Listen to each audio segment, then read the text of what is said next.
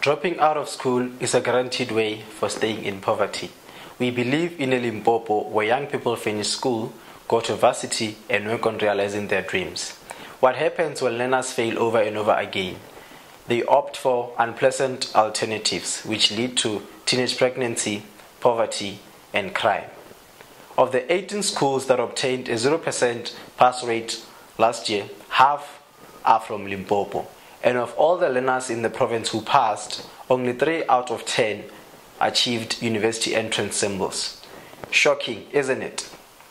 But this can be changed. At Hakiri Foundation, we bridge the support gap between teachers and learners by providing a package that includes tutoring, career guidance, and life skills lessons to high scholars in Limpopo.